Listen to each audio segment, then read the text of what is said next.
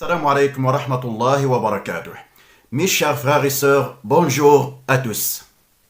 Est-ce que vous connaissez la valeur et l'importance de la prière dans l'islam?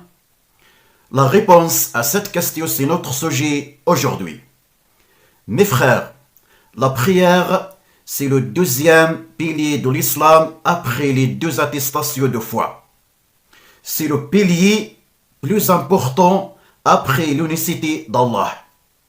La preuve que Allah rende obligatoire la prière à son messager Muhammad sallallahu alayhi wa sallam au-dessous des cieux sans l'intermédiaire de Jibril, mais directement entre lui et Allah. Contrairement au reste législation de l'islam, c'est Jibril qui descendait vers le prophète sallallahu alayhi wa sallam sur lui, sur la terre. La prière, c'est qui destine entre le musulman et le mécréant. Le prophète sallallahu alayhi wa sallam a dit dans un hadith: بين الرجل وبين الكفر والشرك ترك الصلاة.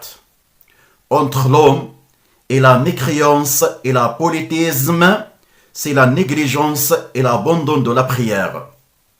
Et le prophète sallallahu alayhi wa sallam dit aussi dans un autre hadith: العهد الذي بيننا وبينهم الصلاة فمن تركها فقد كفر. Le pacte qu'il y a entre nous et eux, c'est-à-dire les mécréants, c'est la prière. Celui qui la délaisse a un mécreux. C'est grave, mes frères. Ça veut dire celui qui ne fait pas la prière a un mécreux. C'est pas facile, mes frères. C'est la mécréance. La prière, c'est la première chose sur laquelle le serviteur sera jugé le jour de la résurrection parmi ses œuvres et ses actes.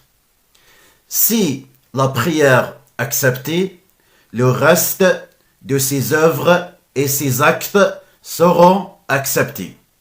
Contraire, si la prière est refusée, le reste de ses œuvres et ses actes seront refusés. La prière, c'est la dernière recommandation du prophète sallallahu alayhi wa sallam à sa communauté lorsqu'elle allait mourir.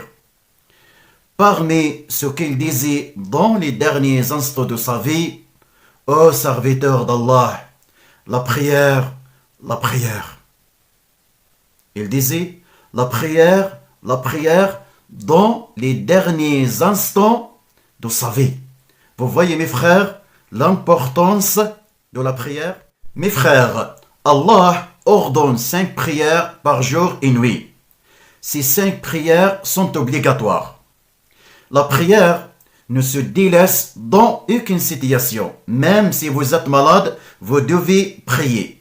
Le prophète sallallahu alayhi wa sallam a dit: صلي قائما فإن لم تستطع فقاعدا فإن لم تستطع فعلى جنب. Ça veut dire que fais la prière en position debout.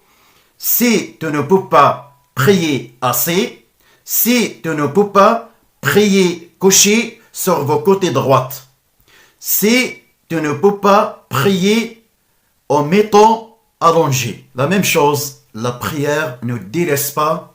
Si vous n'avez pas trouvé l'eau pour faire les ablutions, ou bien si vous êtes malade, tu ne peux pas utiliser l'eau pour les ablutions, vous devez utiliser le tayammum pour prier à l'heure.